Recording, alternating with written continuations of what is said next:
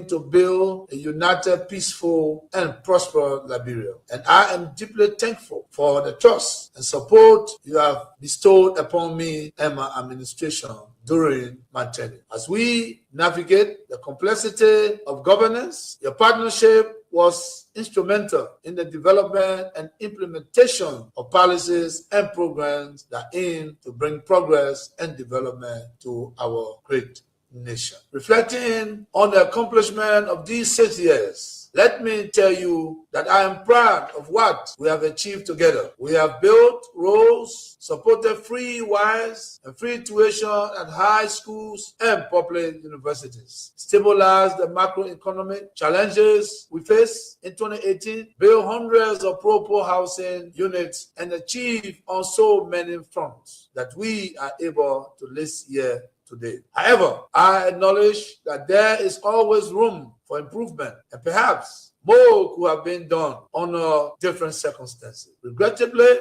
some of the long-term projects we initiated did not reach completion during my tenure. I am hopeful that the incoming administration will carry the torch forward and bring these initiatives to fruition for the benefit of all Liberians. Fellow compatriots, Romans, and think that he will be a king. What he... Before that, I will tell United Nations, I will tell US, I will bring one for you. Because you think one for I'm just I tell the woman of bring when you come and play.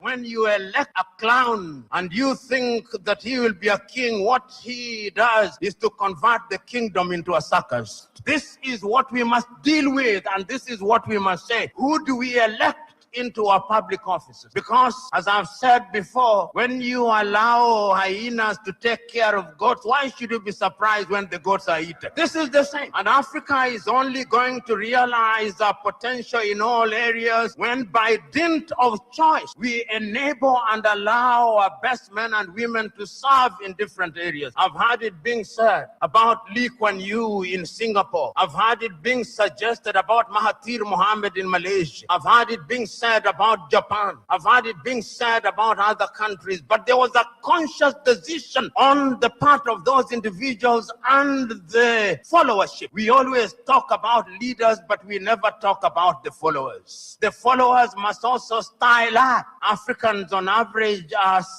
for some reason attracted to thieves. Africans are for some reason attracted to men and women who cannot serve her. And when they are not served, then they complain. When Africans are told, choose you now whom we shall release, Jesus of Nazareth or Barabbas, they say, release Barabbas. And when Barabbas behaves like Barabbas, they say, why are you not behaving like Christ? It cannot be done. In May of 2001, signed a second of two executive orders, number 13213, Defense Exhibit D310, in which it was stated, and I quote, the government of Liberia's complicity in the RUF's illicit trade in diamonds and its other forms of support for the RUF are direct challenges to the United States foreign policy objectives in the region, as well as the rule-based international order that is critical to the peace and prosperity of the United States. Therefore, I find these actions by the government of Liberia contribute to the unusual and extraordinary threat to the foreign policy of the United States described in Executive Order 13194, with respect to which the President declared a national emergency. This executive order did not say the alleged complicity, it concluded the complicity. The conspiracy was born, all systems put into motion, and here I stand today. I never stood a chance. This is the broader contextual matrix that regrettably did not and still has not seen the light of day in these proceedings, despite the gallant efforts by the defense, to unearth and reveal the contextual framework behind the charges against me. Now, with the two executive orders, the dogs were let out, so to speak. What followed was a dispatch of the attack pack led by Lieutenant Colonel David Crane, Defense Intelligence, 30 years, prosecutor. He, Crane, unlawfully unsealed the court's sealed indictment to his handlers, senior U.S. government officials at the U.S. Embassy in Freetown, and was never held to account. The rest of the operational team are Colonel Brandon Hollis, Defense Intelligence, CIA, U.S. Air Force, Senior Trial Counsel, and now prosecutor. James C. Johnson, U.S. Army expert, 20 years on conventional and special operations, Chief of Prosecutions for the SCSL. Alan White, 30 years, Defense Intelligence, recalled from retirement to head up investigations at the Special Court of Sierra Leone. Stephen J. Rapp came on board as chief prosecutor for a short time of experience from Capitol Hill, where he served with the U.S. Senate Judiciary Committee sometime before. It came as no surprise to me that as a reward of sorts for Stephen Rapp's diligence in the execution of U.S. foreign policy objectives through these ad hoc tribunals, he was appointed U.S. Ambassador at Large for War Crimes issues. In support of the contextual framework of politics, on February 8, 2006, Lieutenant Colonel David Crane, prosecutor, appeared before a U.S. Congress Subcommittee on Africa, Defense Exhibit D-404, and spelled out in clear terms the decision taken in support of regime change in Liberia and what needed to happen to solidify that process. There was little mention, if any, in his testimony about Sierra Leone. And here is what he said. I posit that 5 years from now, when the international community is challenged by other crises, Taylor in Calabar, under the protection of Nigeria, will make his move. We will wake up one morning and watch on CNN as Taylor rides triumphantly down the main street in Monrovia to the executive mansion, daring all of us to come and get him. Unless he is handed over to the Special Court for Sierra Leone, this scenario is not out of the realm of possibilities. He then asked, how do we assure Liberia's future? And he answers that. Ultimately, he says, what we do about Taylor in the next several weeks will determine the fate of Liberia and the new administration of its president, Ellen Johnson Sirleaf. Crane then sets out several plans, two of which I'll state here. He said, first, hand Charles Taylor over to the Special Court for Sierra Leone for a fair trial, his kind of trial. This takes him out of the local and regional dynamics that is West Africa. Second, tie any financial and political support to good governance in Liberia. Time does not permit, but the exhibits are present. Not even the Nigerian nation was spared from threats and intimidation, as explained by Femi Kayode, press secretary to President Obasanjo, the Nigerian head of state, who was with him in Washington when President George W. Bush promised, and I quote, to bring Nigeria to its knees if Taylor was not turned over to the Special Court. And what happened? Obasanjo buckled and capitulated. Now, this demonstrates the significant pressure that was brought to bear on President Obasanjo, irrespective of his personal and leadership obligations to the West African sub-region. And therein lies the dilemma for current African heads of state and government, but how to enter into binding commitments and obligations with the African pairs and remain steadfast, resolute, and unyielding in their fidelity to those agreements in the face of such unrelenting and punishing pressure from powerful Western leaders.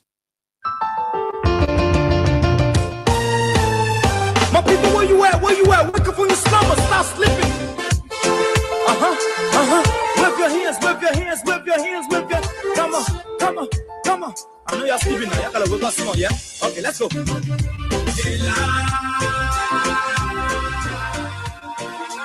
people fool us. The people lie to us. The government betray us. So much. I said they lie. The people fool us. The people lie to us. The government betray us. They can lie, they can steal, they can lie. I said we tired with their lies. We tired with their promises. And yes, so today is another important moment in our country's history. it indeed a night. Another important moment in the lives of all of us. So it frustrates us. The movement against us is a beautiful space to continue to engage Tell you that why we voted you. on the issues that we are confronted with on a daily basis. You use us a little. Whether it's about our health, Why? about our education, Why? But that the question that we ask. about poverty. Whatever the situation is, we all need to be grateful that we are alive today. That we still have something called democracy, that we can continue to strive to make it better, to make it work for our society and for all of us. The people lie to us. President Jimmy Carter once said, No one to trust.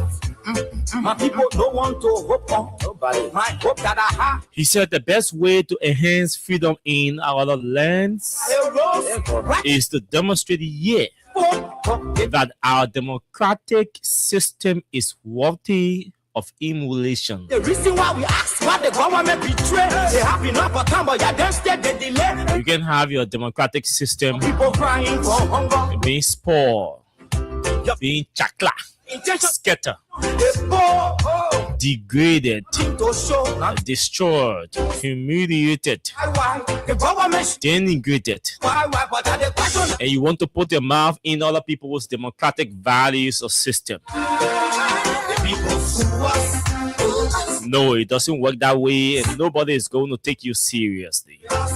Nobody is going to take your voice seriously anywhere. They lie.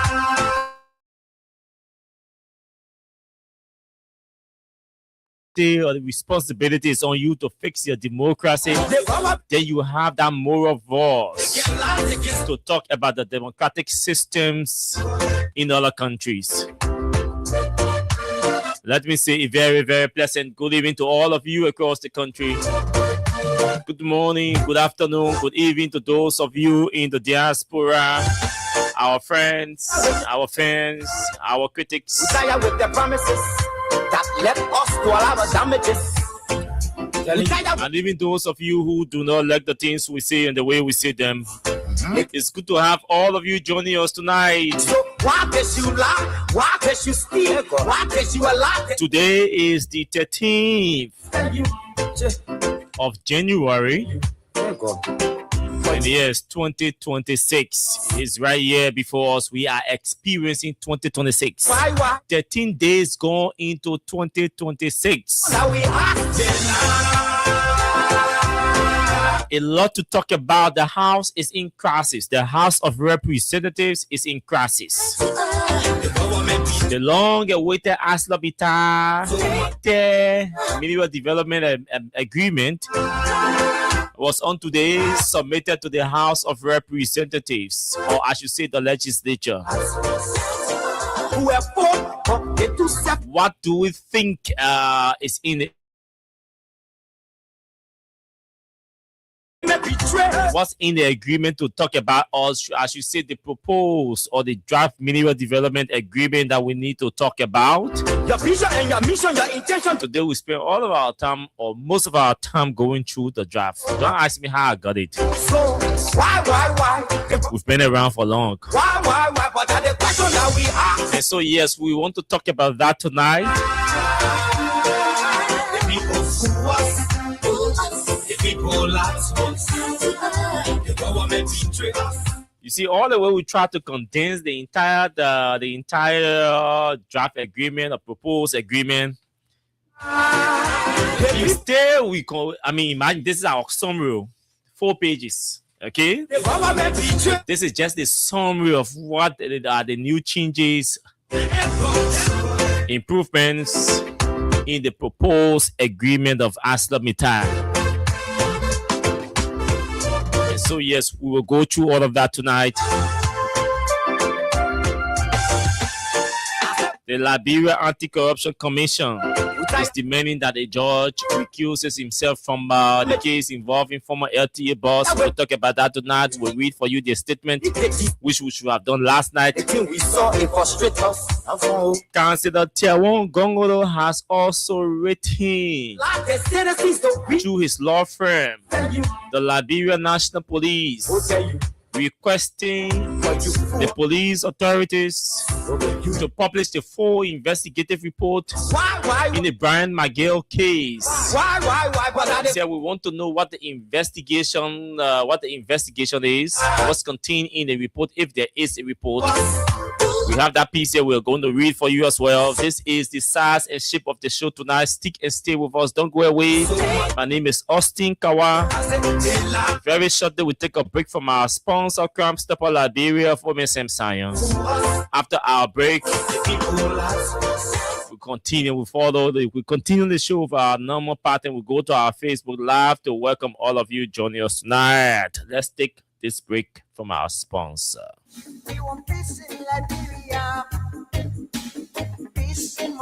Hello. I want to talk about violence. More violence is indiscriminate. It can happen for any reason and to anyone. Until we do something to stop the surge of vigilante-style justice in this country, none of us will be safe. My Liberia is Liberia of hope. In my Liberia, it is possible. Violence is not part of my Liberia. Violence leads to property damage, injury, or even death, as we are seeing in recent months in several parts of Liberia, including Monrovia. Talk to people in your community about violence. Stand up against mob justice. Be a community hero. Liberia is all that we have. We must all unite to uphold the rule of law. This is Old Man Sam Sion, your community crime fighting partner. Thanks for listening. This is Old Man Sam Sion.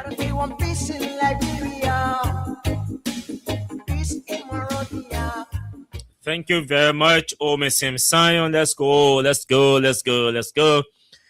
do it tonight. It's Tuesday in the Republic of Liberia. This is Freedom Hard Talk. Welcome, Dubon Hill. It's good to have you joining us tonight on the show. And Hilton with a Jido is also joining us tonight. I'm not going to tell you to share the show or invite others to join the show. You won't do that, baby. Agatha Glasgow, welcome to the show. From Tingles Village, Phoenicia's Junior Bar is joining the show as well. Gay Bar Zone has joined us tonight from Barnesville. Keba Mohammed Massacre from District 14. Emmanuel Davis from Tusa Field. Namba Emmanuel is following tonight. Papi Keita, welcome to the show from Dupont Road. Alex Kamara from Broadville.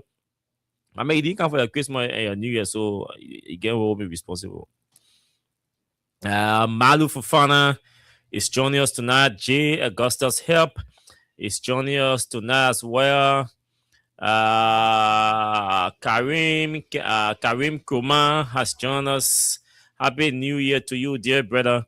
And thank you, Ma. Who's that? Helena Wilson, welcome to the show. Emmanuel Bro is joining us tonight. Benetta Chi, Joseph Kiri, all of you, welcome to the show. Benetta, it's good to have you.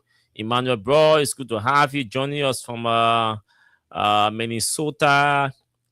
Emmanuel, I'm told Minnesota is tense. Has been tense for the last couple of hours. Hope you guys are doing well over there. Joseph Kiri is joining from New York. Abu Bakar Sharif from Vartan, Henry To from Cardwell, welcome to the show. All of you, Progress, Orita Johnson, Kingston, Jesse Wule, Harris, City, Saturday, Wonderwule is joining us tonight from Atlanta, Georgia. Honorable J.D. Williams from Johnsonville, Adolphus Weah, Soak, Allen Clinic. Adolphus, it's been a while. Alfonso, sorry, it's been a while. I'm not seeing you, brother. The Great Super 7. Kemunka Mohammed, welcome to the show. Abraham Boga is joining us tonight from Grand Bassa. Shem Papi, all of you, welcome to the show. It's good to have all of you on the show tonight. A lot to talk about, and I have a lot of documents here that we are going to spend time on talking about tonight's show. So yes, we're not going to waste all of the time. We'll move straight into our discussion. The Press Union of Liberia has issued a statement. I'd like to begin on that note. Where is it? I think the president forwarded that statement to. Oh, okay. Yes. So, okay.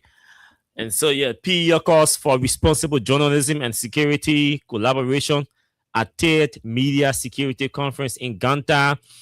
The Press Union of Liberia has underscored the critical need for a strong and responsible partnership between the Liberian media and the nation's joint security forces. This call to action was issued on Monday, 12 January 2026 at the opening of the Third Media Security Conference in Ganta, Nima County, to foster professionalism, integrity, and mutual respect in electoral processes. In an address at the conference, PUF President Julius Kanuba emphasized the pivotal roles of journalists and law enforcement in safeguarding Liberia's democracy and promoting social cohesion. He says, constructive engagement between the media and security sector is essential. Together, he said, we can uphold freedom of expression, a free press, and the rule of law while ensuring that our conduct reflects the highest professional standards. Organized under the auspices of the National Elections Commission and the United Nations Development Program, the UNDP, the Ganta Conference involves 47 journalists and law enforcement officers from Grand Cape Mount, Margibi, Bonk, Lofa, and Nimba counties. Okay. The primary focus of the gathering is to review and update the standard operating procedures that guide collaboration, cooperation, and coordination between the media and security agencies, particularly during electoral processes. Okay, it's an elaborate one, so I'm going to stop here. But basically, we all continue to underscore the need for a strong and sincere, too. I must emphasize on the word sincere. A strong and sincere collaboration between state infrastructures, not just the National Elections Commission or the Liberia National Police or security apparatus. Government institutions or infrastructures have to understand that the media is a partner. A partner does not mean the media should be a public relations machinery for you. A partner is supposed to be there to aid you in the discharge of the duties, and aiding you is not restricted to only speaking or reporting or publishing what is good. You also have to wear some thick skin for criticisms when they arise or emerge from the media angle. That's how we strengthen our democracy and build a cohesive society for all of us to live in. And so I too should emphasize that to all of the officials of government. They have to understand that. Okay, so tomorrow is a very important day. I told you I'm not working tomorrow, so because my game is 7 o'clock. Cape Mount is playing Grand Crew tomorrow, 7 o'clock. And so trust me, I'm going to watch that game. And so I will not do radio tomorrow. I take that game very seriously tomorrow because we're going against Grand Crew. And trust me, we're going to beat Grand Crew, but the game is going to be tough. And I have a message or an appeal to all Cape Mountainians. Those of you in Liberia, those of you living outside Liberia, this message is for all of you. Our support to our county should not be restricted to occasions. But at this point in time, we appreciate If all of you listening to me right now can just make your meaningful contribution to the county teams, this year's county meet is historic because Grand Cape Mount County in decades has qualified for the first time for 2 teams to the semifinals of the tournament. So if you are a VAR woman or man or boy or girl listening to me tonight, this message is for all of you. This appeal is for all of you. We need your 1 cent, your 2 cents. We need every penny. Anything right now can help in supporting the team, can help in motivating the team. And as our way, we're not restricting our support to fighting on social media for the county or for the team. We're not going to restrict our support to, we have to intensify it. We have to expand our support. We have to ensure that everybody, every well-meaning Cape Mountainean, even those of you who are not from Cape Mount and supporting Cape Mount, those of you who are not from Cape Mount and supporting Cape Mount, those of you, we appreciate you, but we believe that your little can help. And we have to do this because we have launched a national call to duty for all Cape Mountaineans. The field tomorrow, you have to be on the field tomorrow to cheer your boys and your girls to victory. We have to leave almost everything we have to do tomorrow. Our game tomorrow, the female game is 1 o'clock. And the football game is 7 o'clock tomorrow against Grand Crew.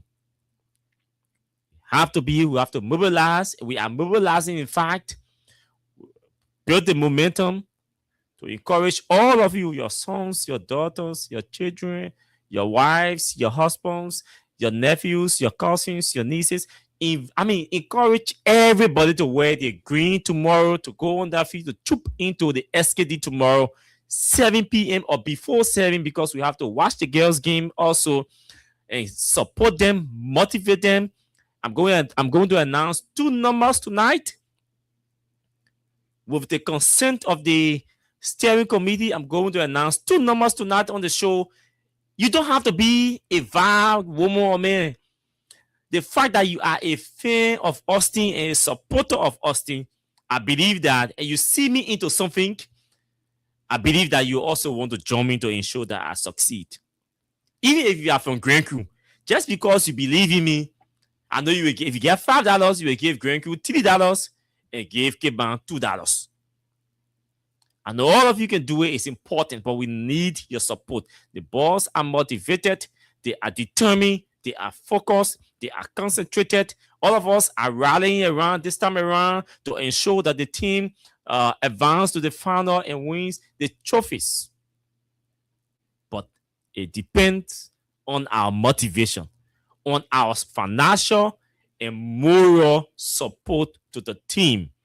We have the fan base that is currently mobilizing all of the different communities and towns and villages in Cape Mount. They're doing a great job, a phenomenal job.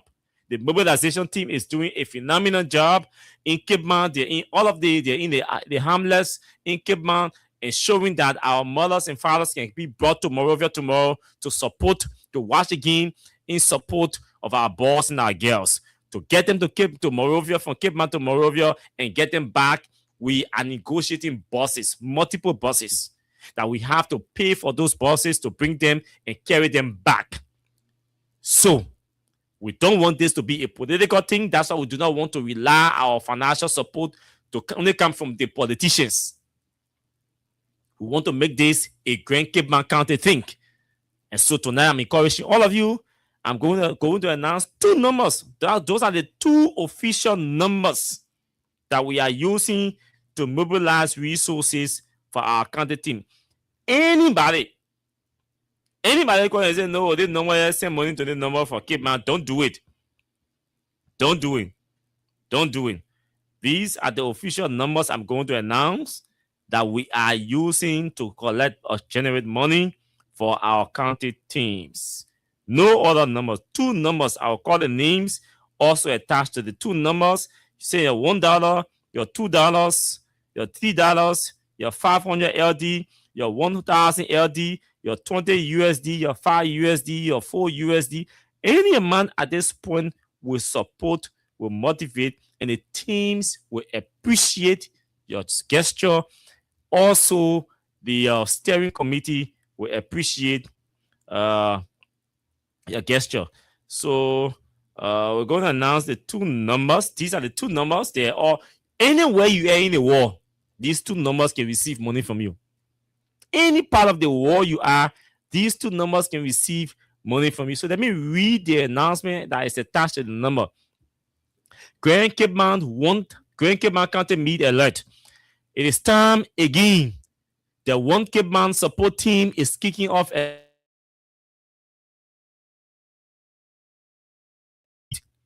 Our goal is to support our teams through the quarterfinal, semi-final, to the final stages of the county meet.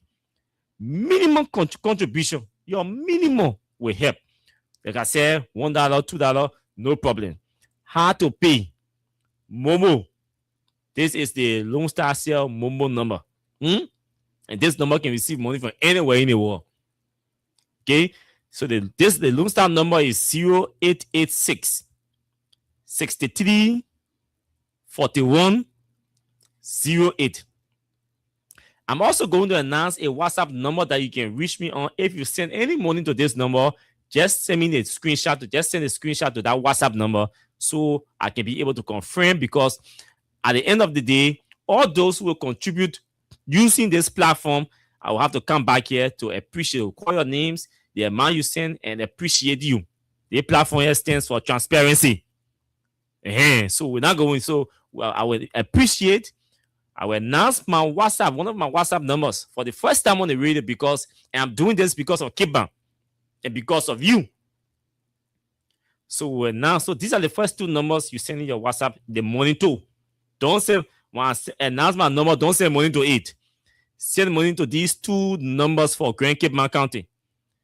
The Momo 0886 63 41 08. Again, this is the Lone Star Cell mobile number for you to contribute to Grand Cape Mount County teams. 0886 63 41 08. And the name is Tracy Passaway. Tracey Passawe. Tracy Passaway. The second number, the orange number, is 0777 244 994. Again, let me call the orange number again. 0777 244 994.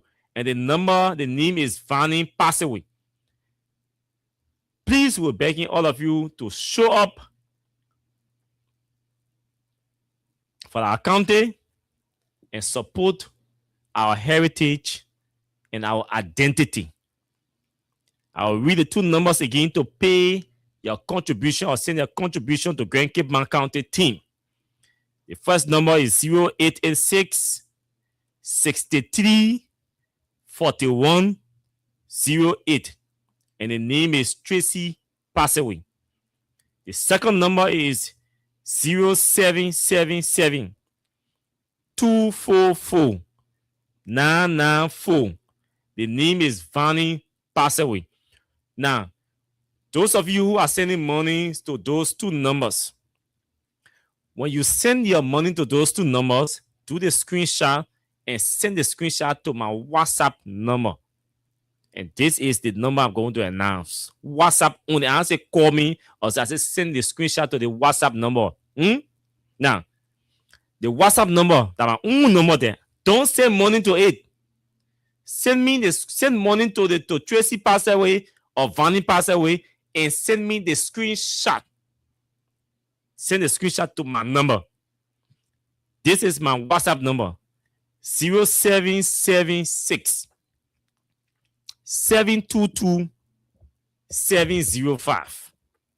Again, my WhatsApp number is 0776 722 705. I'm receiving messages from people who are contributing to Grand Cape Mount County's two teams that are in the tournament, the kickball team and the football team. Don't send me to say, no. Send me the screenshot. When you say your money to Tracy pass away or Vanny pass away, you do screenshot and send it to me. Or if you're unable to do, if you old person and you're unable to do screenshot, just text your name to me and the amount that you send. Then I will call Vanny or Tracy to confirm. If you owe and get smartphone, but you're unable to do screenshot on the smartphone, when you send your money, just send me a text. Just text me your name and the amount you send and the number you send it to, whether that Tracy or Vanny. I'll call them to confirm. At the end of our game tomorrow on Thursday, I'll come here and do an appreciation and recognition to those of you who will contribute to Tracy to Grand Cape Mount County team through Tracy or Vanny pass away. Please, if anything you understand, I will come back to repeat it, but we have to talk politics. We have to talk politics, so I'll come back to repeat it. Now, a lot is happening in our country, folks. If we are not careful as a people, this country is going to get destroyed. This country is going to lose its reputation and integrity. Finally, the remaining reputation and integrity that are left, we're going to lose it. So we have to be careful. We have to be extremely careful. Let me read for you what the LDCC. This is what the LDCC wrote. Just bear with me. Just bear with me. I want to bring this LDCC thing here. So this is it. Okay, this is it. The Liberia Anti-Corruption Commission, the LDCC. You're listening to a government institution writing about a judge presiding over a corruption case. This is not coming from the Unity Party. This is not coming from the CDC. This is not coming from any opposition political party or opposition political leader. This is coming from the Liberia Anti-Corruption Commission. The Liberia Anti-Corruption Commission wishes to inform the public of recent developments in the ongoing criminal proceedings involving Abdullah El Kamara. Let me adjust this and watch my boat and see whether it's modulating right. Involving Abdullah Kamara. The motion to advance the case on the trial docket of the Second Judicial Circuit has been granted. This means the Superior Court has instructed the subordinate court to proceed with a full trial or a prosecution of this case. As a result, the matter is scheduled to be heard on today, which was yesterday, Monday, the 12th, 2026 at 11 a.m. While acknowledging this development, the commission has filed a separate motion requesting the presiding judge, His Honor Joe S. Bacon, recuse himself from further presiding over the case. The LDCC say, thank you, Superior Court. We appreciate the fact that you have instructed the subordinate or the lower court to begin prosecuting this case. But we move that the presiding judge, Joe Bacon, recuses himself from this case. We now want him to preside over this case. We don't want him to preside over this corruption case. Among the keys, and he said, I know you want to know why. The commission's motion for recusal is grounded in several concerns that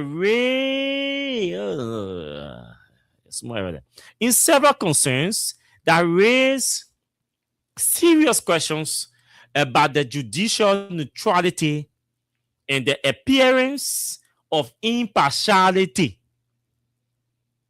required in criminal proceedings. The judicial neutrality.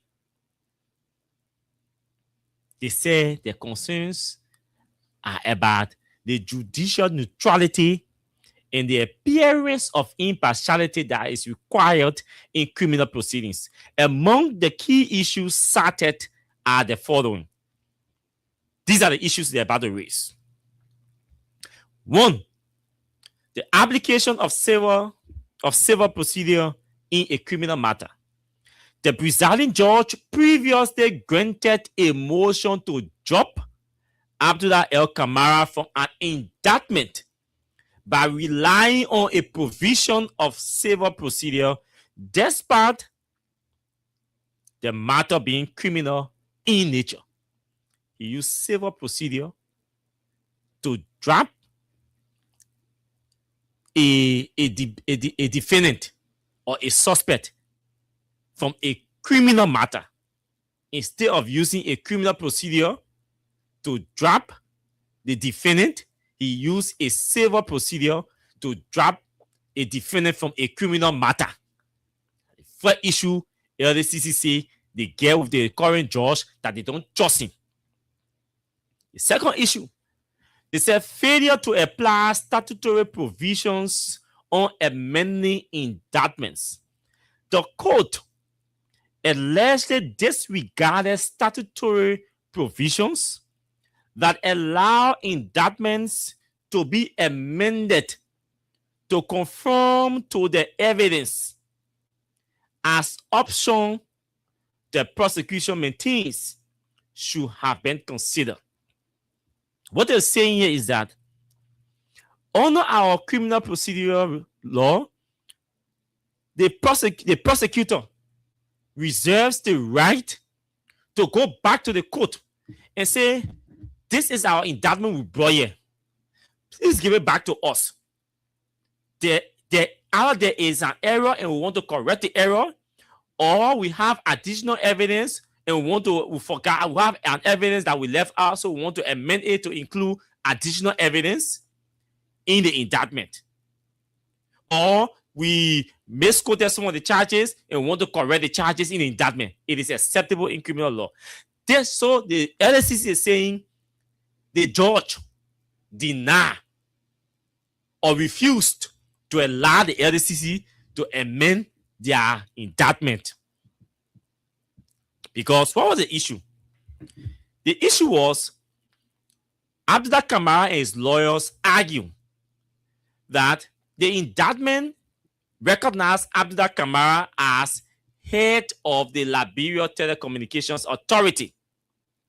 So Abdullah Kamara went to the court and said, no, I am Abdullah Kamara. But at the time the matter happened, or the case, the issue they are accusing me of, I was not head of the LTA. So how can you address me as head of the LTA in a matter that did not concern the LTA? I was not the head of LTA, so you can hold me liable because he was addressed as head of the LTA. But at the time the indictment was done, he was head of LTA. But at the time the commission of the crime was allegedly committed, he was not head. So he argued that no, it is me actually that allegedly committed the crime. It is me, Abdullah Kamara, that is being accused of committing this crime. But at the time the crime was committed, my name was Abdullah Kamara, but I was not head of the LTA. But in the indictment, they addressed me as head of the LTA. It was on that basis that the judge, Joe Bacon, dropped Abdullah Kamara from the case. So LSCC is saying, no.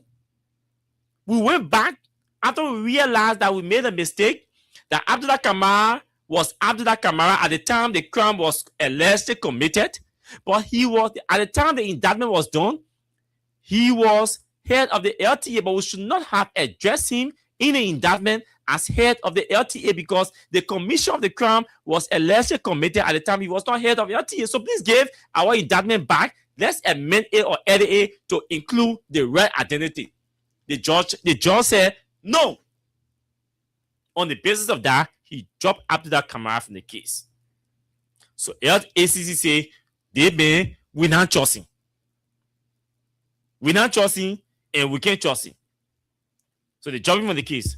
You don't call, you just send you don't have to call, you just send the stuff. When you send the money, you just send me the text, the screenshot.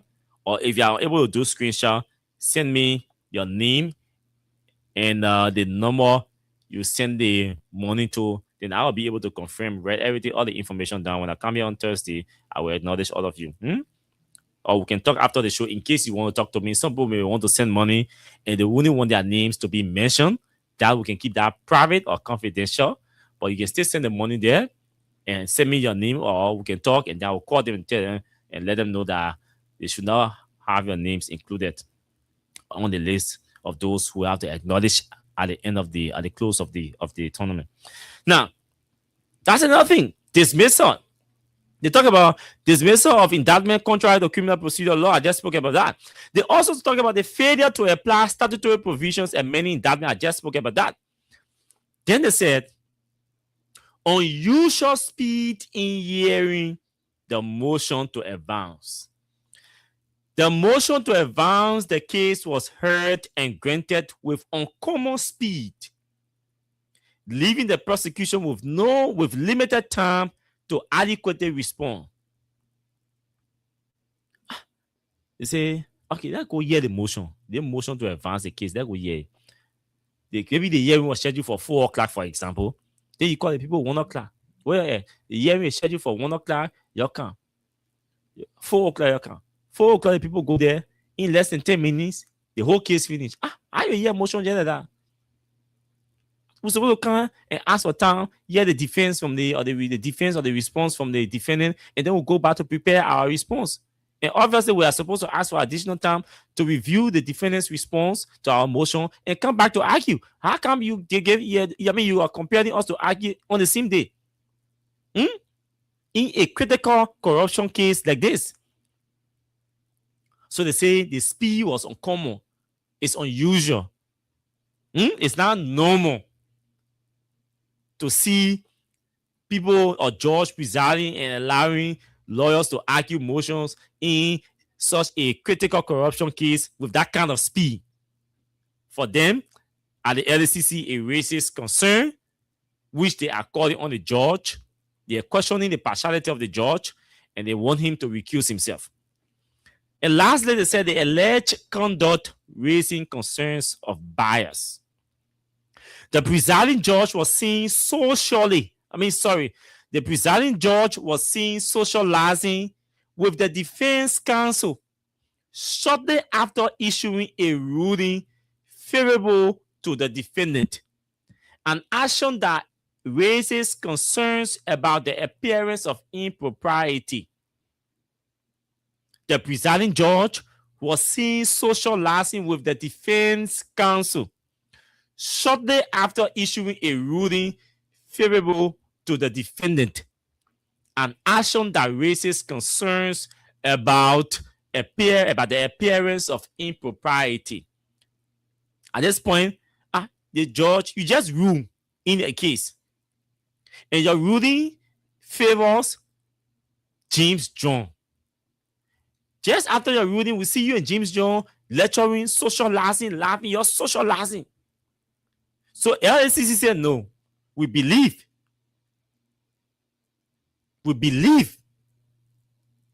there is a smell of impropriety, whether it's finance, whether it's family relationship, whether it's religious relationship, whether it's fraternity, we smell impropriety.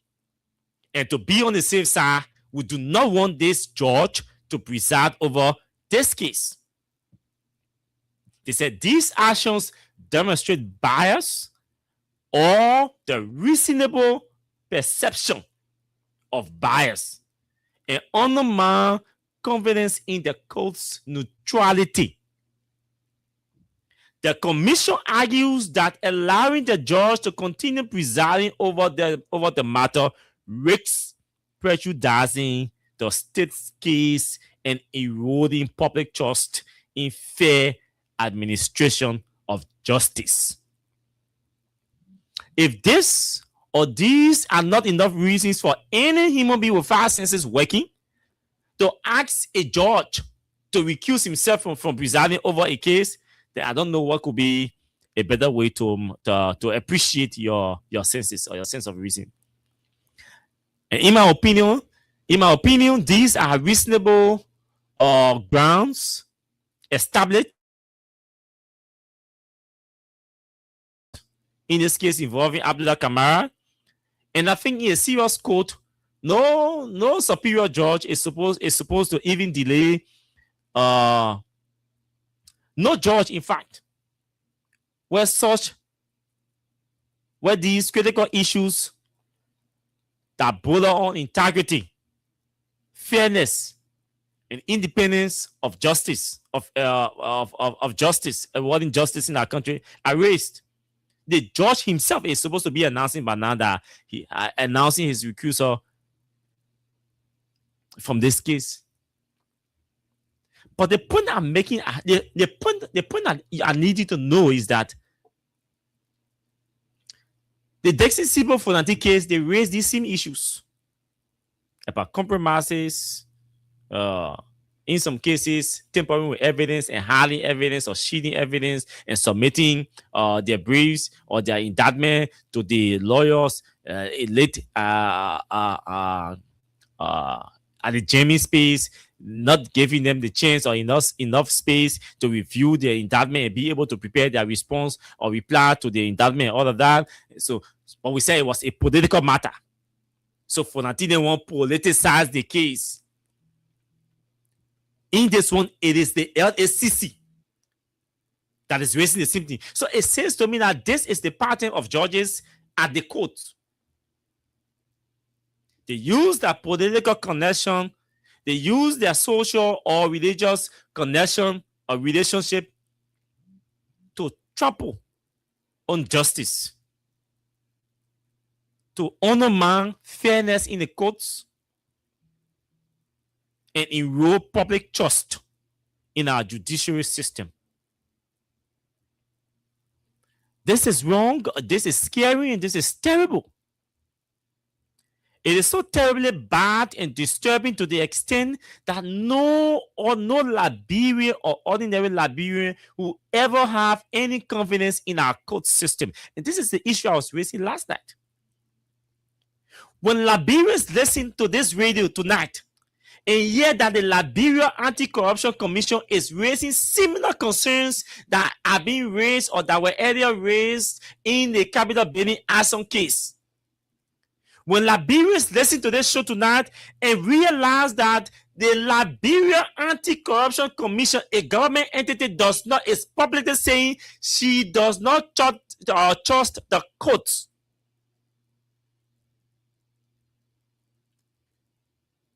if nothing should be scary to anybody about our justice system, this one should be scary. That government institutions, government infrastructures, anti-corruption institutions do not trust or are raising the red flag or are raising questions about the independence, the integrity, and fairness of our justice system, or a judge, so to speak. It means there are many bad ones. Yes, obviously there are a few good ones, but it means there are still many bad ones that are willingly and willfully allowing themselves to be arm twisted, either on the basis, either in exchange for money or cash, or or to appease personal relationship. So we market or justice to appease our personal comfort. And this is terrible. That is why no country around us feels so comfortable in allowing the citizens to get prosecuted in our country. No country in the world trusts our justice system. No, name one country. Even our sister, our neighboring countries do not trust our justice system. They don't trust it. And some of you think it's all well or it's all okay. You think it's all politics or it's an intellectual thing. And so yes, let's intellectualize this thing. LSCC say she does not trust the integrity, or she's questioning the integrity or independence or fairness of a judge. And we all say, oh yeah, that just one judge. No, but there are many judges whose integrities or independence have been questioned in other cases. So this is not the first. We agree that just one judge, LSCC, is questioning. But there have been many judges have been questioned in many cases by many individuals, some Liberians, some non-Liberians. And these things are happening under Joe Bwaka. The other day, I told you, and I will keep reminding you, the very day, the very moment where we saw, we witnessed, we heard, for the first time in my entire political activities or journalistic life, to see a legal advisor to the president conducting a press conference and announcing in the publicly announcing that he took his telephone and called the city solicitor to make inquiry on behalf of the office of the president about a case involving two private citizens, the man who called himself Prophet and Julie Annie. From that day, I told you our justice system, our judiciary was a mess and it was destroyed. And the Minister of Justice said nothing, did nothing.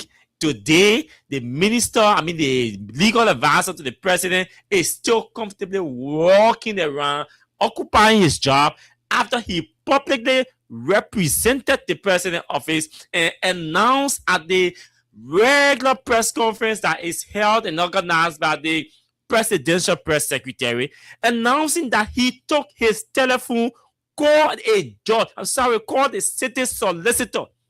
He took his phone and interfered with the justice system and questioned or intimidated the city solicitor on the telephone about a case that involves two private citizens. And then he said in that interview that he said, what I did is that I instructed the city solicitor to drop all charges. Imagine. That was the first 3 months in the government of the most experienced man in our country. His legal advisor publicly said he took phone, called a city solicitor, and asked him or instructed him to drop all charges against the man called Prophet, a matter that involved two private citizens. That I will always make reference to that. And I hope the Americans took note, because I didn't see that in their 2024 report and their 2025 report. That was a matter that was mentioned. Because they know in America, a legal advisor to the president would never dare taking his or her telephone to call a solicitor and instruct him or her to drop a case involving two private citizens. That's interference with justice. And that interference came from the highest office in our country. And nobody, I've not heard any journalist talking about that. I've not seen any recording where a journalist talking about that. I only know I'm the only person talking about that. Or we're the only person talking about that here at Prom FM, at the Freedom FM. This is scary. You see the result? So when I told you the fact that that thing happened and no action was taken, it means do not trust your justice system. Your system is poor, it's rotten. There are going to be interferences, multiple interferences by high ups. What do we see today? Tom Edridge, Amos Kofa, John Yanti, Fonadi Kofa, Dixon Sibo. All of them have alleged interferences with the judiciary. All of them have questioned the police investigation. The line of questioning, the way the manner they use, the system they use to extract evidence, what they call evidence.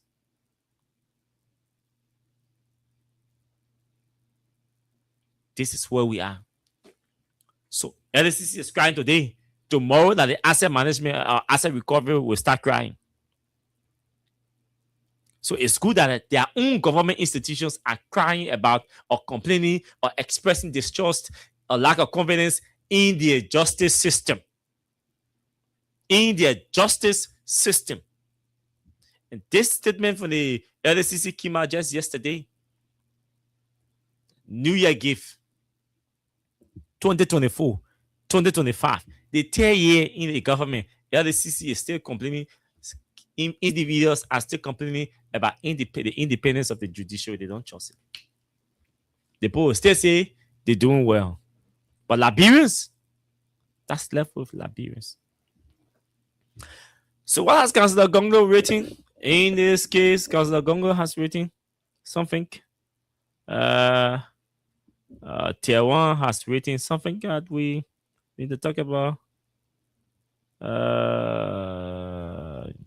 Okay, I'm standing Sheriff of Broadview City, person of both Obuatan, Pogba District, Grand Cape County, adjacent, blah blah. I understand. I don't know whether you want to announce this. I will not announce the amount until you confirm.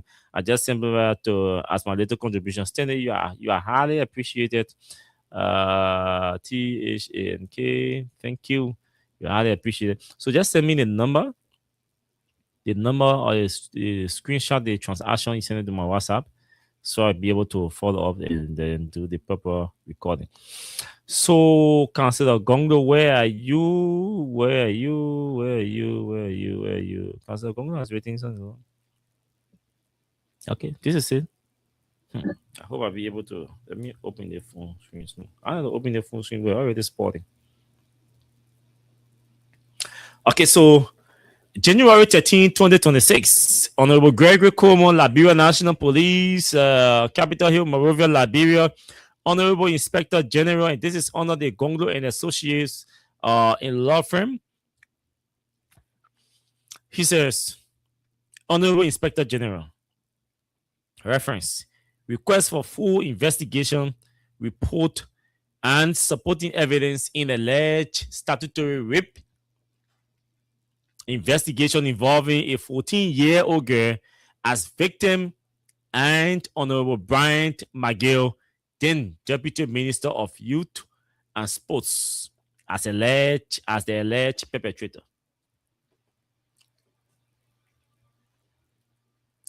We present our compliments and write in our capacity as legal counsel to the family of the minor child, age 14, who in September 2025 reported an allegation of rape against Honorable, you're still calling him Honorable, man. Against Bryant McGill, former Deputy Minister of Youth and Sports for Youth Development. Imagine how they made developing a youth. Imagine how they made developing a youth.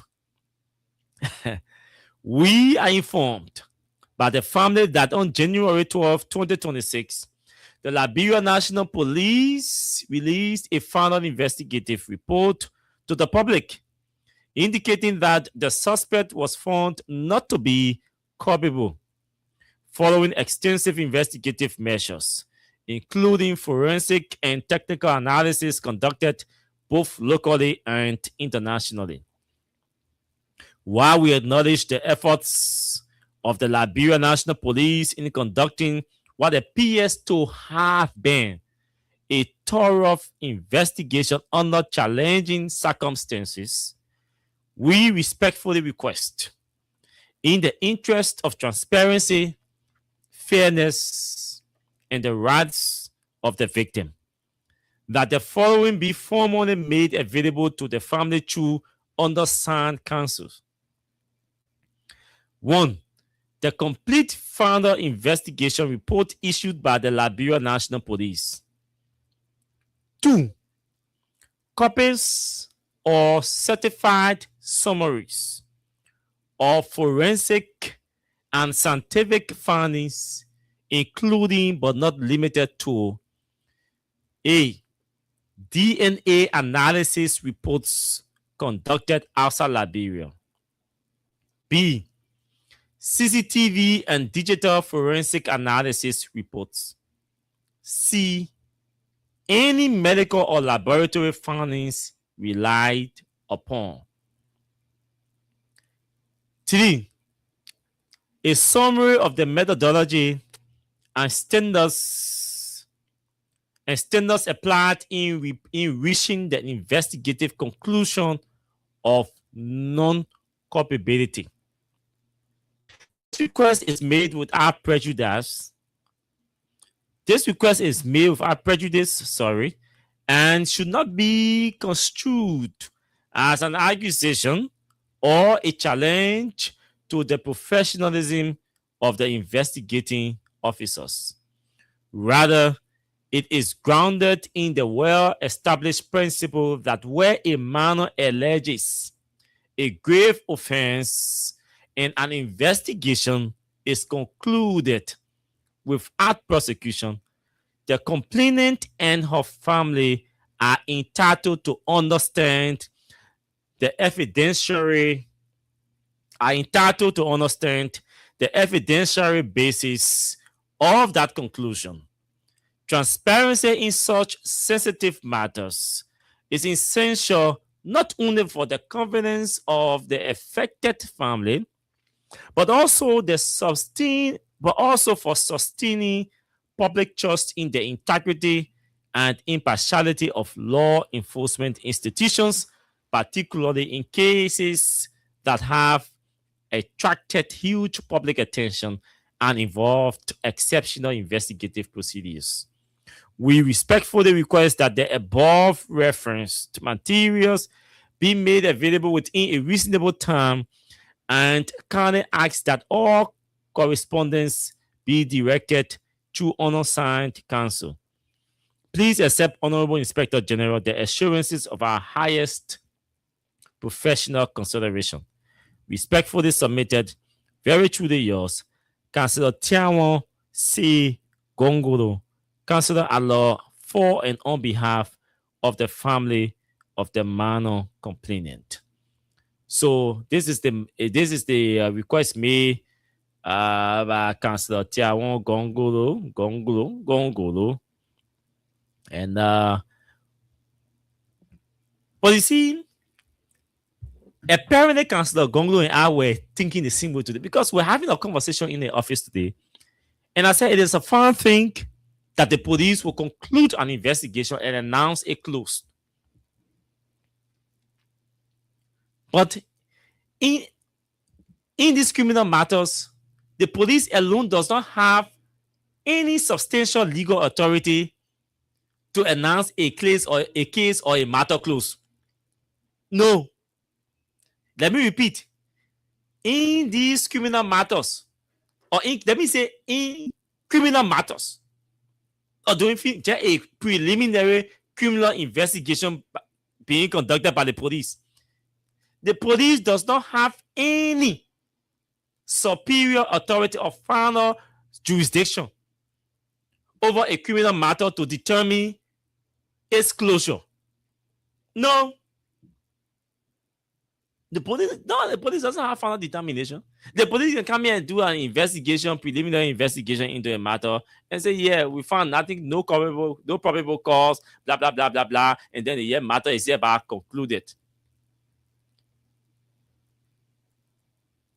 We can file for a reopening of the investigation to a superior authority. considering all of the contradictions that were mentioned by Gregory Cuomo and his investigators, yes.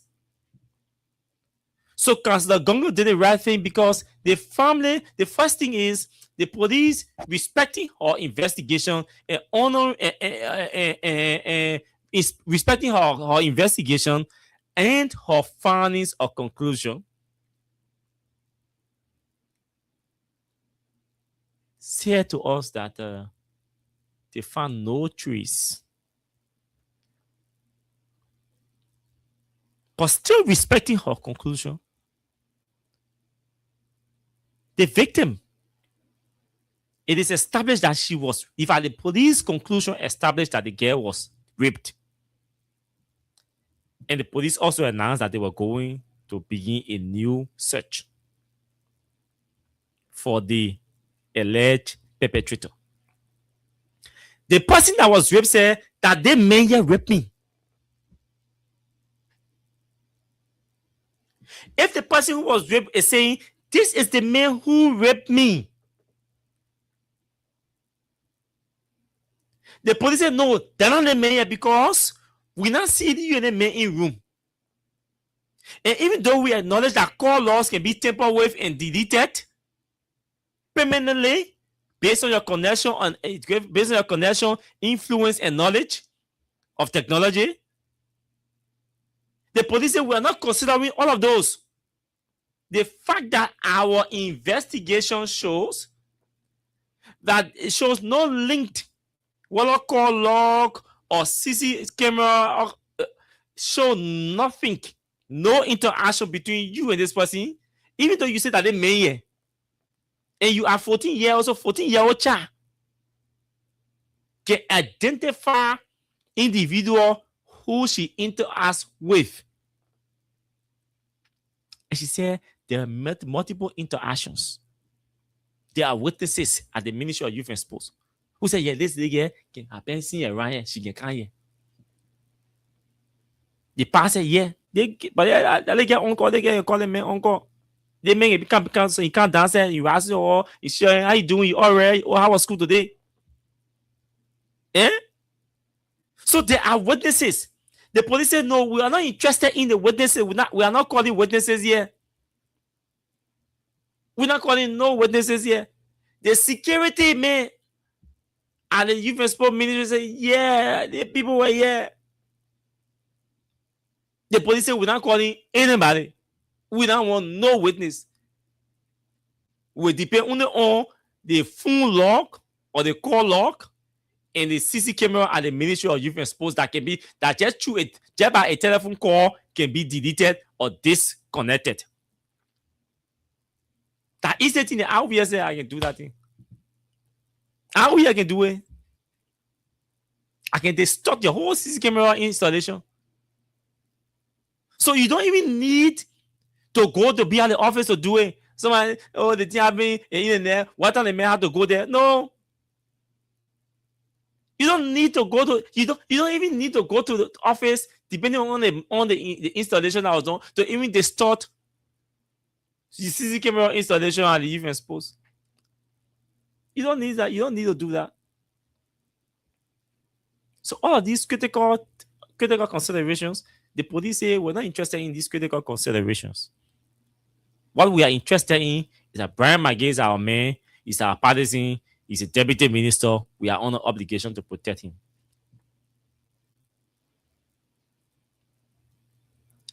We saw for the first time he held a press conference today.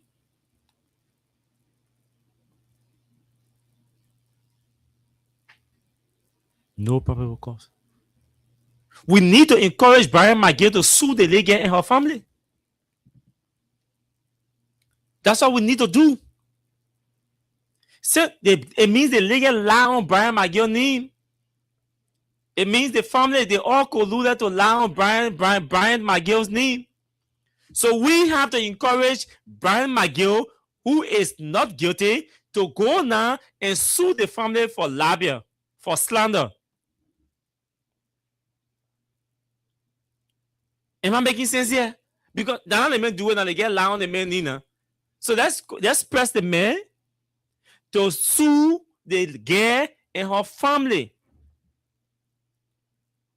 Because we still have the recording from the father. The police said she could not go to arrest in the net because they realized our deputy minister, they couldn't go there. They didn't have you on the weekend, and they said, don't take back. Even though they get it, they said, don't take back. Stay. The medical examination shows that the girl was but she was raped. The girl said that they made police station, the girl said that they made.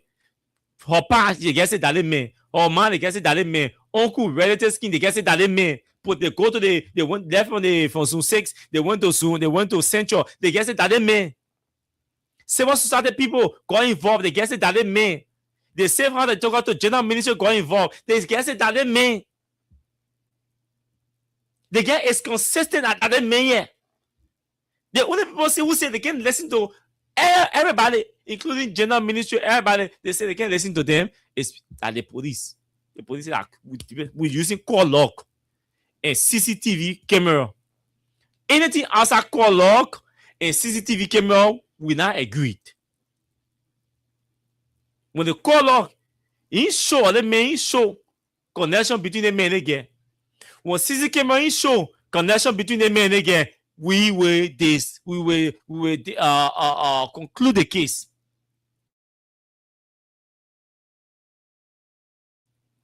But the thing is clear. It's just simple. Your word versus my word. I said that you said that not me. The police say, okay, you got any evidence or any witness? Yeah, they're my witnesses. They know I tell them. Police say, no, we're not with the for your witness. Bring your phone. We'll cover a caller. What number? Cover caller. When anybody can distort that call log, it's just sad. I mean, come to think about it, 14 years old. 14 years old. Brian McGill is older than me more than 20 years, I assume. Yes. Brian McGill should be older than me more than 20 years. Or at least around 17, 18 years older than me. And imagine a man at that age is attracted to a 14-year-old child. Can you imagine? I mean, what's the decency in men? Older men these days. No decency. No decency. No integrity. No value. No passion. Where is the compassion that is supposed to come along with fatherhood? The dignity that's supposed to come along with fatherhood. The respect for children. The love we are supposed to show to kids. Where's that responsibility that we are supposed to share, to give to kids? No, the society, I mean, our officials, they lost everything. They have nothing. No value, no quality, no love, no compassion, no humanity, nothing. We abused the system. We abused the resources. We abused the asset. We abused the children again.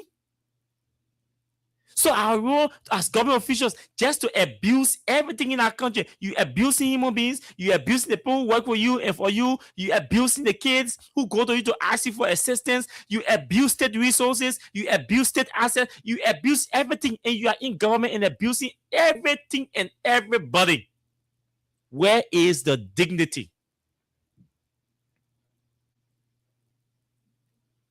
Where's the dignity? Where is it? As if to say these guys did not grow up in homes. As if to say they didn't grow up in a civilized environment. You know, I listened to a press conference today talking about, saying he came from America, this, blah, blah, blah. I said, all right. There's nonsense you are being in America. But now you're in jail. But I dare him to go back to America and go get a job. He ain't going to look for a job in America. You can't get it. The case here is recorded in the American system. He can't go to America for a job. With the rape and sexual harassment thing behind, he go to America, he can't get a job in America. You're paying. He will stay here, live here forever. He can't go to America.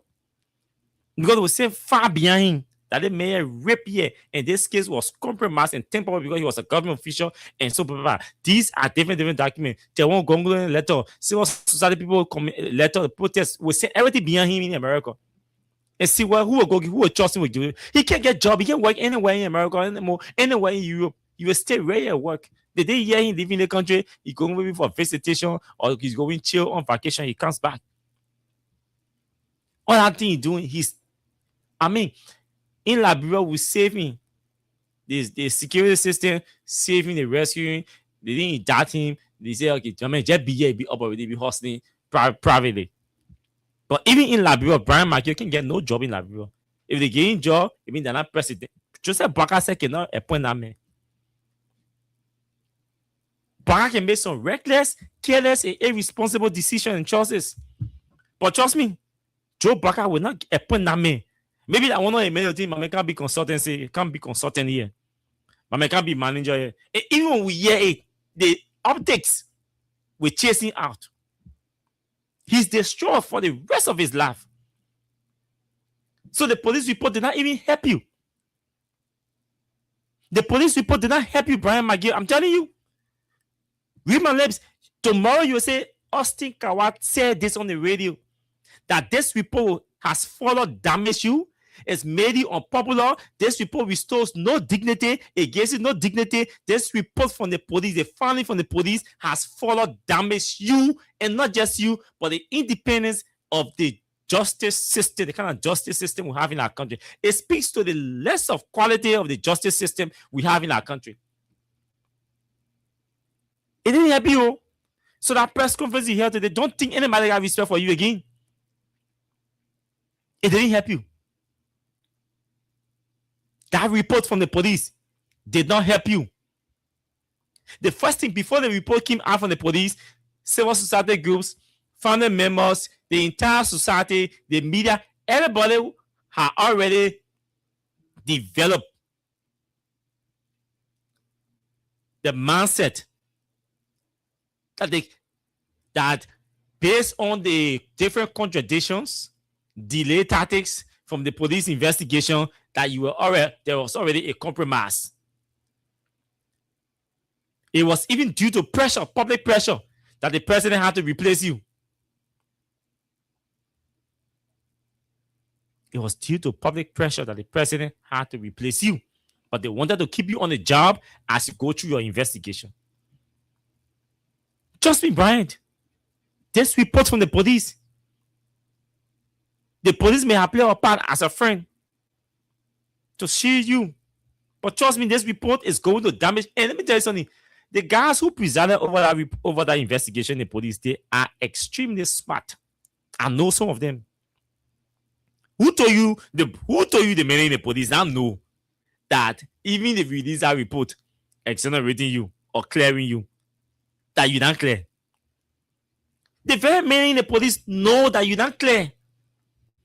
But they say, Mama, yeah, the political team they play our part and living with the society, with the public to judge him. You see what happening now?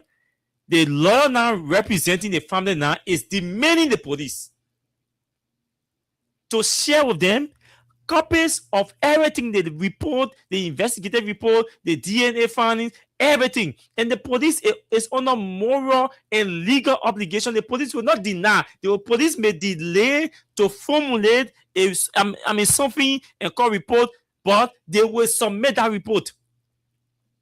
The biggest disgrace now is coming. That was a small disgrace that you could have negotiated if you are so influential and connected. At this point now, the bigger disgrace is coming for you. Because the Gonglo who I know will not let go this. Joe Boakai, technically 2 years to go. Technically 2 years, 2026, 2027.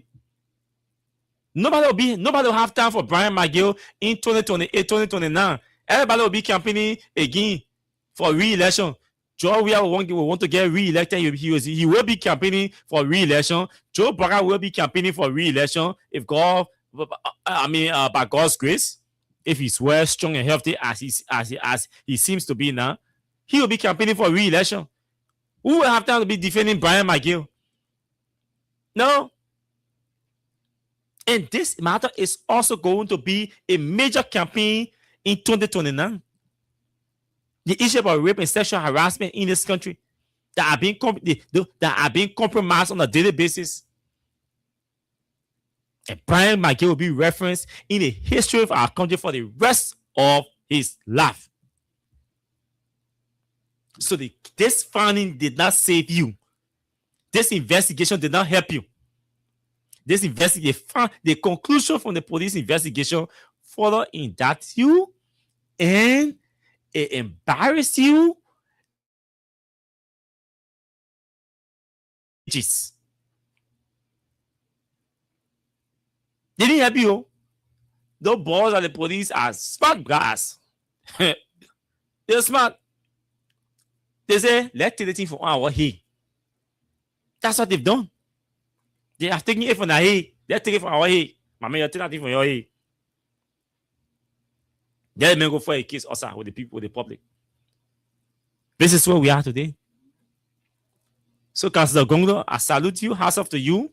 That's why some of us still believe that there are still few people in this country with integrity that the society can rely on. So we appreciate you for that.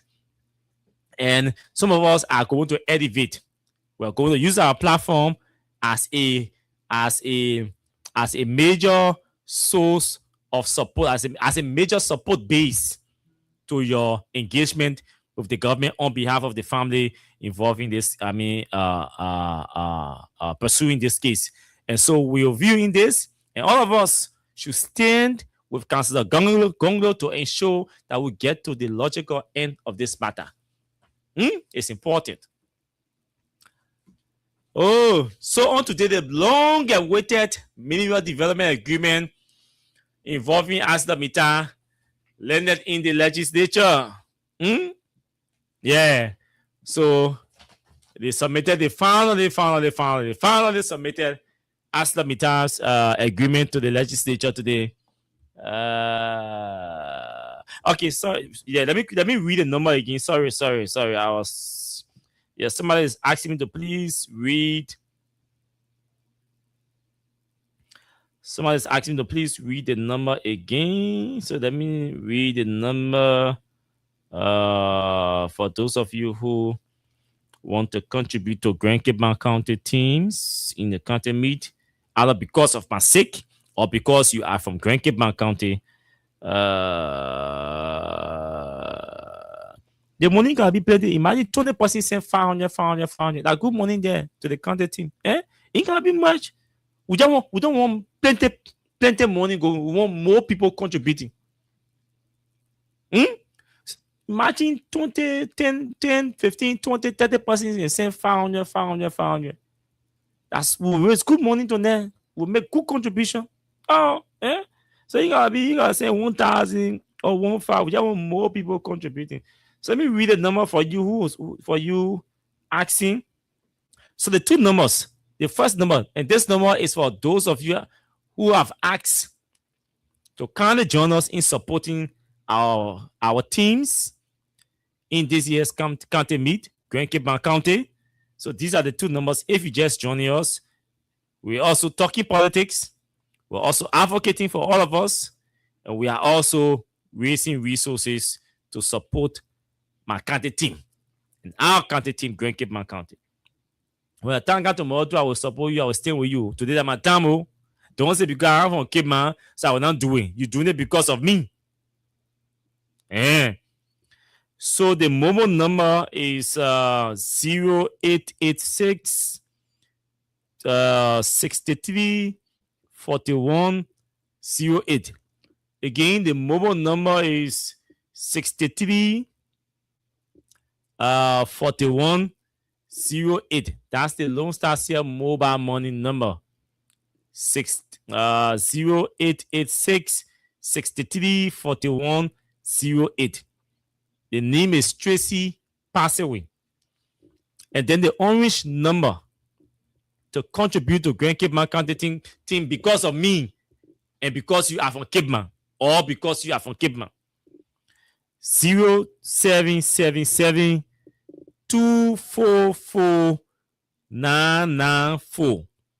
Orange money 0777 244 994. The name there is Fanny Passaway. Those are the two numbers to send your contribution to $500, $1,000 LD, 15 LD, 25 LD. Any amount we appreciate. Now, when you send your money to those two numbers or all of those numbers, do the screenshot or send me text of the amount you send. Because I'm going to do a list with Tracy and Fanny to do a whole list to verify all these transactions that are going in so we can record them when we come here on Monday so we can acknowledge that we receive your money and appreciate you. So those are the two numbers. Now I'm going to call my WhatsApp number for you to send your screenshots or your messages to that number. 0776 722 705 0776 722 705. That's my WhatsApp number. If you send your money, text that number, and then I will do the recording. Thank you so much. Now, so on today, like I said, Mitasti, how the person? Okay, somebody believe me. Let me see. Okay, currently I don't have smartphone, okay, but with some phone to do man, yeah, no, it's not an issue. Don't worry, it's not an issue. Yeah, once you don't have smartphone, it's not an issue. So let's talk Mita Asda Mita. You see, so this agreement has a background. Oh, hello. Yes. I'm fine. I'm on the radio. Who's this? Okay. So it has a background, and I don't know. We don't have the luxury of time. Yeah, we have time to talk about it. It's important. So today, the executive submitted the AML's agreement. The entire country have been concerned about Aston Mita. All the lawmakers from Nima, Mitasti agreement, 200 million coming to the budget. It will make our budget 1.2 billion budget. 200 million of that money coming from Aston Mita. Blah, blah. Today, the agreement was finally submitted to the legislature. And I know some of the questions we're asking ourselves include what is new in the agreement? What's there for the people of Nima? What's there for Bassa? What's there for Bonk? What's there for our country? What's there for Liberians who are tested for jobs? These are important concerns. These are reasonable concerns that in my mind we've been saying repeatedly. Instead of rolling our sleeves or attempting to roll our sleeves and box the company or fight the company using our political clout to fight the company, let's sit on the table, use the interministerial committee to negotiate a better deal with AML for the people of Liberia to benefit. That's corporate governance, or that's good corporate governance approach. To negotiate with investments, to negotiate better deals. Because even this proposed amendment is not 100% perfect. But there are significant improvements made. There are important preconditions established in this new agreement that if passed by the legislature or when passed by the legislature, Liberians are going to be increasingly satisfied compared to the initial agreement. Mind you, there are different time intervals we will have to understand. And so for me, I have read, like I said, I've read the draft, the proposed amendment, and I've been able to summarize it for myself.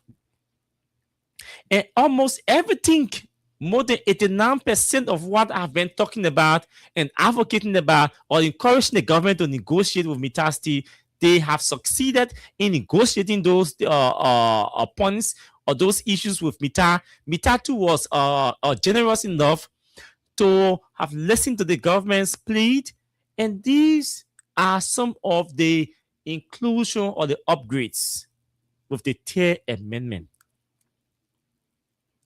You know, this negotiation have been going on since 2020 under the CDC government. Since 2020, this negotiation started. I remember in 2021, around September 2021, an agreement was signed between an agreement was signed with the executive and the company, but that agreement was rejected by the legislature somewhere around March 20. Between March, April, March. Between March and April. But it was in 2022. So the government reached an agreement with Mittal in 2021, around September. When they took the agreement to the legislature for enactment, the legislature rejected the agreement. They raised a lot of technical issues that, in my mind, have been addressed in the resubmission. So the legislature rejected that in 2022 around March. And like I said, they believe that certain things were not included, in the agreement, or were not needed in the agreement, and so we should take it back, blah, blah, blah. It was a whole haul.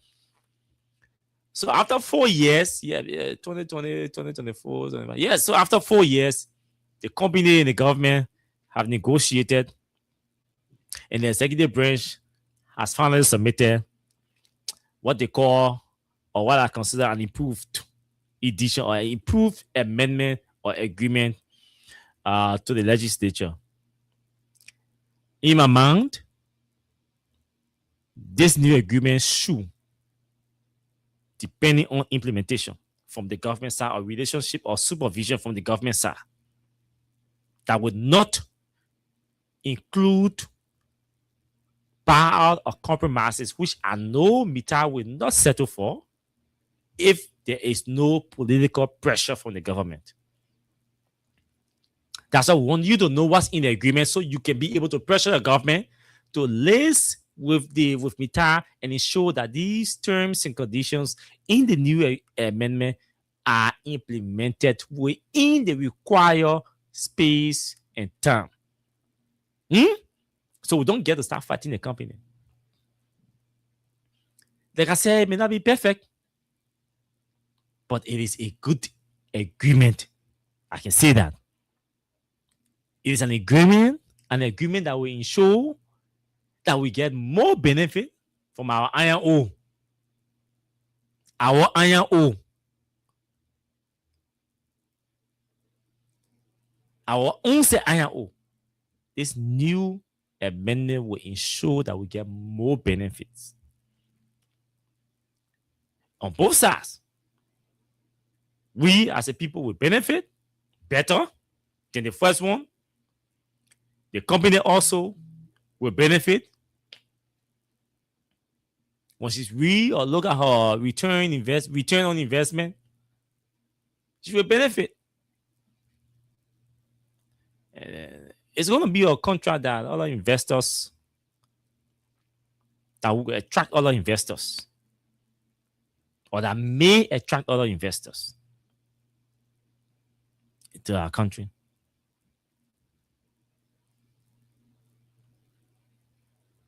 Under Mittal's new arrangement. So this agreement has attracted a significant influx of capital into our national economy. That I can say. It has attracted a significant, or it guarantees, see the monies that come here, it guarantees a significant inflow of capital into our economy. For example, we're talking 200 million in signature bonus. And this amount will be paid as a lump sum. They're not going to pay maybe 1 million or 50 million. Then they pay 50 million, they pay 50 million, they pay 50 million. No. The 200 million is going to be paid in lump sum. One time. It is a one-time payment. That signature bonus. You sign they pay your money in 30 days. Mita will pay your 200 million to Liberia. It is in the agreement. I'm saying it. It is stated in the agreement that the signature bonus for this agreement is 200 million US dollars. When the legislature sign this agreement tomorrow, which they will not do because they've submitted the agreement to the Committee on Investment, Judiciary, and all of that, and then they are asked to report to the plenary in 2 weeks. So within 2 weeks, based on the report from the committee, if the legislature signs this agreement next week or week after next, we all should start counting 30 days. This is after 30 days. The agreement says within 30 days of the effective date that the agreement will be signed. So if this agreement is signed, let's say on the 20th of this month, it means by the 19th of next month,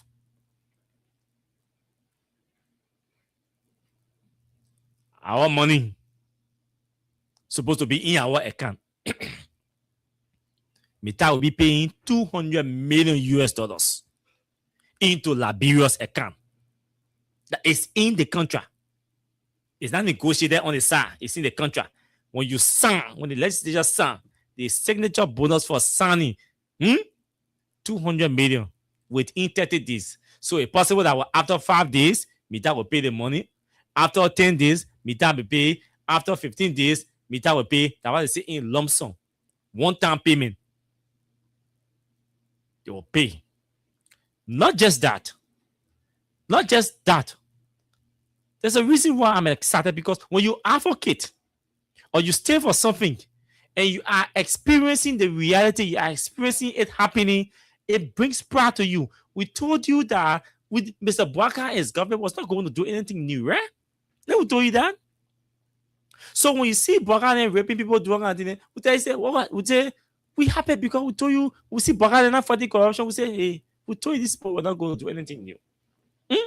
So you say, when we come to you and say, hey, this company is a decent company and is willing to negotiate, but politicians should stop using politics to fight the company, call the company to the table and sit down and negotiate the company. And we saw that the government listened to us, invited the company, sat down and negotiated with the company. Today, these things are happening. We feel proud of ourselves that our advocacies are not going in vain. People are listening. Not just that. There is also an annual community fund. Annual community fund meaning every year, ArcelorMittal is going to pay $5 million. Every year, ArcelorMittal will pay $5 million to Nima County, Bon County, and Grand Bassa County. And that money is intended to fund projects in those counties. Enough for lawmakers to eat again and start fighting. Because when they give the money, lawmakers eat the money, you see no development in the county, then the pressure goes to the company and say, well, the company ain't doing anything. That's why we announcing the year. Nima County, you're listening. Bon County, you're listening. Bassa, you're listening. Y'all don't go to Mita City to go protest or to go cause the people man, the people power and say the people ain't doing anything in your country. The new agreement here, there is a $5 million. Initially, it used to be $3 million. Initially, it used to be $3 million. It's no more 3 million. This time around, it is 5 million US dollars. The company has added 2 million on the 3 million they were giving you initially. So now you, the TD county, is getting 5 million US dollars for development purpose in your counties. We will remind you every day. Don't go to the company and say the company ain't doing anything. You wait the 5 million to the company and say the company must do something in your county. Good. You say no, don't wait for it. This money is for your corporate social responsibility fund to the county to support local projects in the county. The company say yes, we increase your money from 3 million to 5 million every year for development. Imagine 5 million for development in your county every year. Just imagine. And still the counties are complaining about social infrastructures, lack of social services. Where will the money going? The company has increased it again. So you're the better people, you're the Gio Mana Mandingo people, you're the Bassa people, you're listening. Mita is going to give the 3 counties 5 million every year when the legislature signed this agreement. And that money is not for scholarship. That money is for social development in your county. For social projects. You're listening.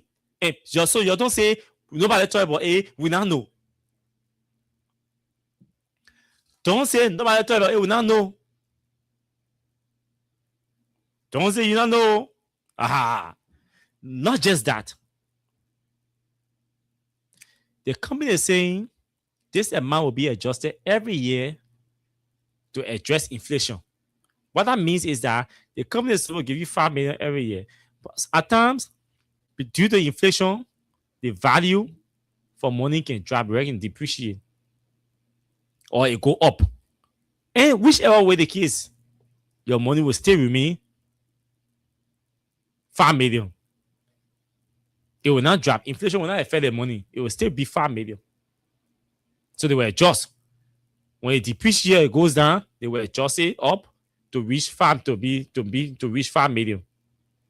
They're clear about that one. Now, also the new agreement is proposing a 200,000 annual infrastructure oversight fee. What does that mean? It means that every year the company is going to make that money available for the government to oversee and monitor the real operation. The real operation. The usage of the rail. That money is intended for the government to monitor or oversee the operations of the railroad. This will ensure that the infrastructure is protected. Who is going to do that? This amount is not going to anybody else but the National Rail Authority. So in short, Mita will give the 3 counties 5 million annually. Mita will also give 200 million to the government. Mita will give 5 million every year to the 3 counties. Mita will also give 200,000 every year to the National Rail Authority for them to manage, to monitor, to supervise, to protect the rail facility. Not just that. Mita say they will increase. They've increased their annual money license fee for 500,000. 500. Initially, they were paying what? 50,000. Initially, Mita was paying $50,000 as their annual license fee, the money license fee. But Mita say beginning 2031, they will start paying 500,000 as the annual license fee. So every year, beginning 2031, every year, Mita will pay 500K. Every year, 500K. Every year, 500K as license fee. Not only that, they say that the company says every month the royalty that comes to the government will be 4.5 on the FOB Buchanan price instead of the old payment that was made 45 days after the end of the quarter. What that means? I think I take my time to explain that one.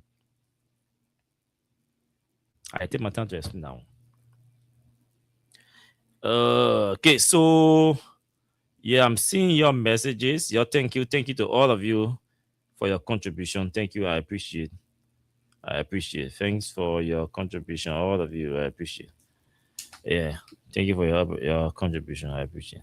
God bless you. Yeah, God bless you. God bless all of you that are contributing to this. God bless all of you. So the company said they will pay the government 4.5% on the fee of board. The fee you call it fee on board, something around there. Yeah, fee on board.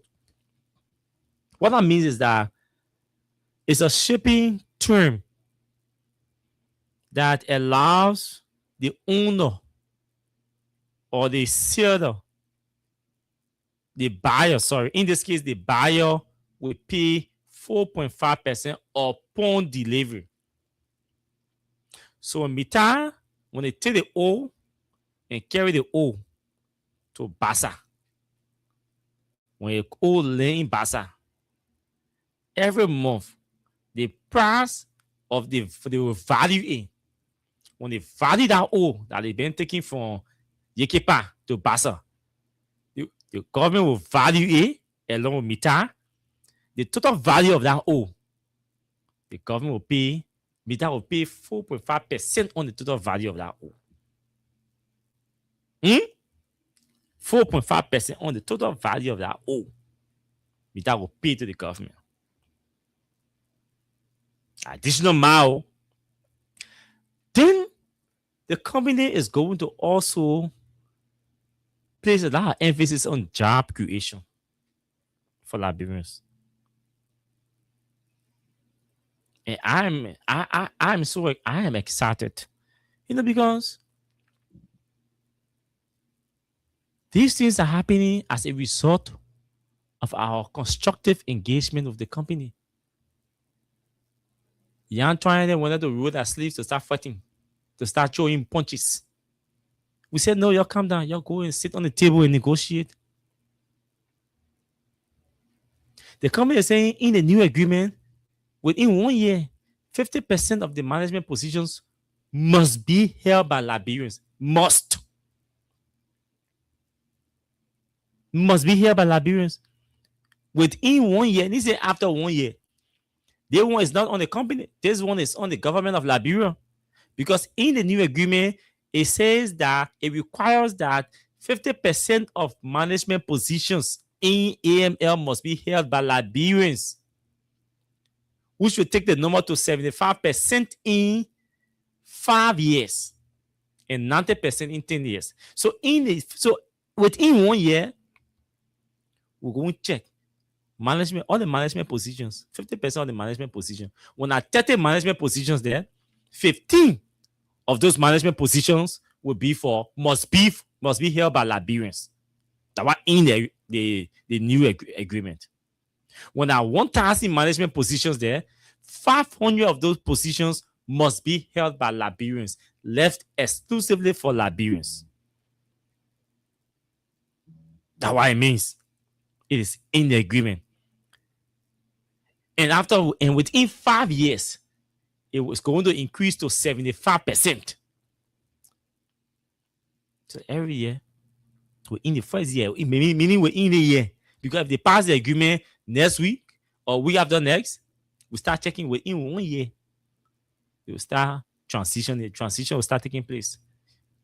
If there are 30 or 50 or 100 managerial positions, it means they will start clearing the way for 50 Liberians.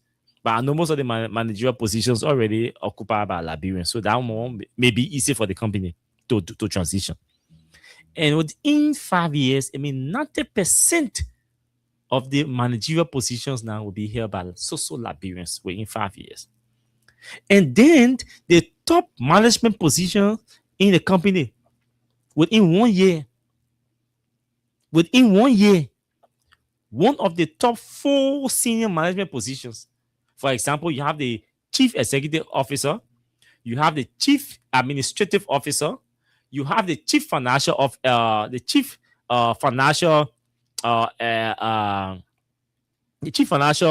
administrator, and you have the chief operating officer. Those are the first 4, the top 4 positions at Mita Steel.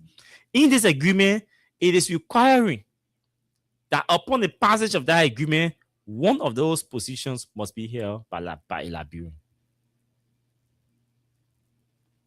This is reasonable. If the legislature think it's unreasonable, they want 2, that one that they can put it there. And then you go on with hiring preferences. Some of these things are already happening, which I know of. Hiring preferences should be given to Liberians. If they got 500,000 annual budget for training, they call it technical scholarships available for students with preference for those in Nima, Bonk, and Grand Bassa. I say no. That 500,000 I'm talking about here. $500,000 will be allotted every year. Also, in addition to the $5 million that will be given to the 3 counties, there will be a $500,000, $500,000 awarded for, they call it technical scholarship, with preference to students from Nimba, Bonk, and Grand Bassa. There will be a new vocational training. The new campus of ArcelorMittal Liberia vocational training will be established also in Grand Bassa. So Mita Steel is going to build a new vocational training institute in Grand Bassa. They will build it. It is in the agreement. It is in the agreement that they should build. The AML will build a new vocational training campus in Grand Bassa. It is in the agreement. And then it is also in the agreement that AML will make direct annual contributions to the University of Liberia's Mining and Geology Institute and the community colleges in the 3 affected counties. In addition, don't forget $5 million going to the 3 counties, and then $500,000 is going for as technical scholarships with preference to students from the 3 counties, and then they're going to build a vocational training campus in Grand Bassa. And then they are also going to make annual contributions to the University of Liberia's Mining and Geology Institute and the community colleges in the 3 affected counties. But guess what? There are going to be infrastructure upgrades that will benefit local transit and trade also. For example, the bridge, bridge and road paving, they're talking in the agreement. The agreement requires that ArcelorMittal will repair the 2.5 kilometer bridge and the St. John River Bridge. Plus, they're also going to pave the concession road in Buchanan that connects the city's main streets. So you go to Buchanan, you see the road going to AML facility in Buchanan. Yes, they're going to. The agreement requires that they will pave that road straight into the concession area that connects the main streets in Buchanan. And then the agreement also requires that AML will pave the Sanikode Road. AML will complete the pavement of the road from Sanikode to Yekepa.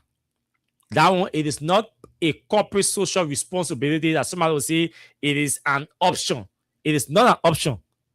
The agreement stipulates that AML will pave the road from Sanikode to Yekepa.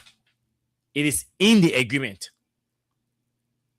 And then you go on with environmental protection. My memo Ali also getting 100,000 every year from Mita Steel for water supply. So yes, $100,000 payment of water, payment for use of water. The company will pay $100,000 every year to the Liberia Water and Sewer Corporation for water use at its facilities. So the water that AML will be using our facilities, the now water and sewer put it there. The now water and sewer be it there. But the company say, even though they didn't put it here, but that you're presiding over water being in the country, the water we are using here for using your water in Liberia on this facility, we are going to pay $100,000 every year to the Liberia Water and Sewer Corporation. They're going to pay that money. And then there are other issues. A multi-user rail system is established. We'll find time to talk about these things or continue talking about these things. The upgrade of the rail, the rail revenue sharing is everything is inside here. It's laid out. So, folks, Mita and the government have reached this agreement. Something happened today in the House of Representatives, folks. But it's see that it's 3 minutes after 10. I'll play this recording and we'll talk tomorrow about the House. But I will advise that Richard Kuhn has to be careful. Richard Kuhn has to be careful. Richard has to be careful. I'll play this recording. Very interesting recording. Listen. This is the voice of Grand Bassa County, Bon County representative, Mema Briggs Mensah. Listen to her. As mentioned, you can control the floor and get a vote. You can do such a thing with yeah and nay. Again, let me be on the record for that. Not because you just you can control the floor and do that. But you can do this and embarrassing us. How can you have one portion and you got all of the portion? Okay, we'll talk more about this tomorrow. Time is not my friend, but clearly the $5 million to the is for the TV counties only. Is for Bong. The $5 million is going to Bong County, Nima County, and Grand Bassa County. Yeah, the $5 million in the social economic project. $5 million, and then yes. So yeah, it's for TV counties. So folks, we have to go home. Time is never our friend, and so we want to appreciate all of you who may have contributed to our county fundraising tomorrow. We appreciate you again to continue. You have the numbers already, but we have to go. I'm not doing show tomorrow because I'm going to support Grand Cape Mount County tomorrow against Grand Crew. We shall be back here on Thursday by God's grace. Until we see, do have yourselves pleasant moments in your respective areas. My name is Austin Crumpstepper Liberia of Omen Simpson. Will take us home.